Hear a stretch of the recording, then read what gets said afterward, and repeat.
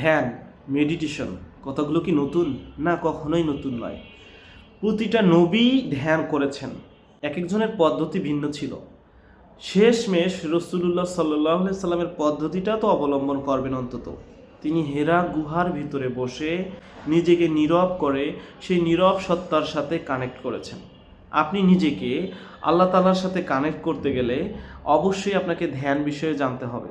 ধ্যান বিষয়ে আমাদের বাংলাদেশের চর্চা খুবই কম, কেননা একদল ব্যক্তি আছে যারা ধ্যানকে বলে যে এটা রাসূলুল্লাহ সাল্লাল্লাহু আলাইহি সাল্লামের নবুয়ত প্রাপ্তির পূর্বের ঘটনা, এটা অনুসরণীয় বা পালনীয় নয়। কিন্তু তারা বুঝে না যে ধ্যান শারীরিক, মানসিক, আত্মিক দিক থেকে কতটা কতটা উপকারী, কতটা প্রয়োজন, কারণ তারা তো ধ্যান করেইনি। আপনি ধ্যান করে দেখুন, এটা এমন এক বিদ্যা, আপনি উপলব্ধি করতে পারবেন।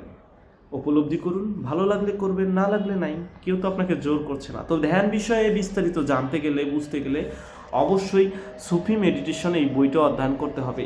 এই বইয়ের ভিতরে নবীদের ধ্যান কীরকম ছিল, কোরআনে বর্ণিত যেসব নবীর নাম আছে তাদের ধ্যানগুলো কি কি পর্যায়ের ছিল, কিভাবে তারা করেছেন, রাসূলুল্লাহ সাল্লাল্লাহু আলাইহি সাল্লাম কীভাবে ধ্যান করেছেন, নিজের আত্মাকে, নিজের নফসকে কীভাবে পরিশুদ্ধ করা যায় ধ্যানের মাধ্যমে কীভাবে পাওয়ার অর্জন করা যায়, কীভাবে এনার্জি অর্জন করা যায়, কীভাবে ধ্যানের মাধ্যমেই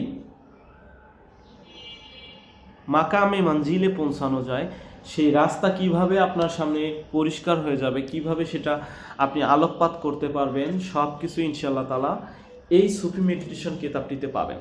যারা এই কিতাবটি সংগ্রহ করতে চাচ্ছেন অবশ্যই আমাদের থেকে নিতে পারেন।